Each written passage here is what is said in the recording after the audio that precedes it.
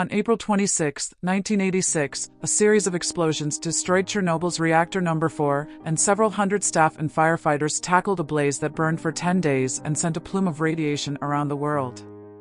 More than 50 reactor and emergency workers were badly affected in the immediate aftermath.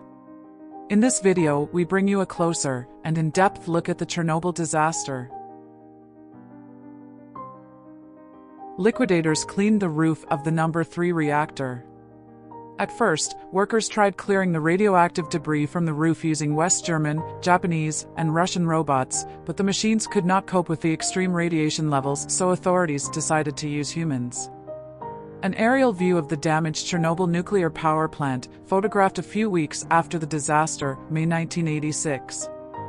The Army did not have adequate uniforms adapted for use in radioactive conditions, so those enlisted to carry out work on the roof and in other highly toxic zones were obliged to cobble together their own clothing, made from lead sheets and measuring 2 to 4 millimeters thick.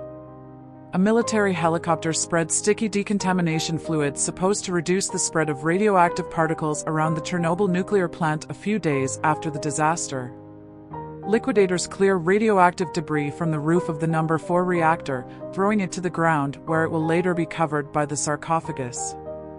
A team of human liquidators prepares to clear radioactive debris off the roof of reactor number 4. A liquidator, outfitted with handmade lead shielding on his head, works to clean the roof of reactor number 3. The remains of the number 4 reactor, photographed from the roof of reactor number 3. A photo from Soviet television shows a man who was injured in the blast at Chernobyl as he receives medical attention. A Soviet technician checks water taken from a stream near Kiev for radiation on May 9, 1986. Checks were being performed hourly to be certain that water supplies were safe to use in the wake of the Chernobyl nuclear plant accident. A Soviet technician prepares a tank truck with a solution designed to decontaminate people's clothes and equipment in Kiev on May 9, 1986. A Soviet technician checks Katya Litvinova during a radiation inspection of residents in the village of Kopylovo, near Kiev, May 9, 1986. An aerial view of the damaged Chernobyl nuclear plant undergoing repair and containment work in 1986. A bulldozer digs a large trench in front of a house before burying the building and covering it with earth. This method was applied to entire villages that were contaminated after the Chernobyl disaster. An interior photo of a still-functioning section of the Chernobyl nuclear power plant taken a few months after the disaster in 1986. A Chernobyl nuclear power plant worker holds a dosimeter to measure radiation levels, with the under-construction sarcophagus, meant to contain the destroyed reactor, visible in the background, in this photo taken in 1986.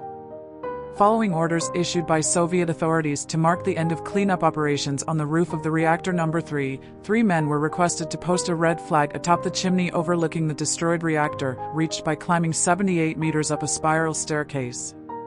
The flag bearers were sent despite the dangers posed by heavy radiation. At a Moscow clinic, which specializes in radiation treatment, a patient recovers after a bone marrow operation. A doctor examines the patient in a sterile room. The examination is carried out in an individual, air-conditioned chamber via specially created openings to avoid direct contact and contamination. Thank you for watching the video in full. Kindly subscribe to the channel and leave us your thoughts in the comments below.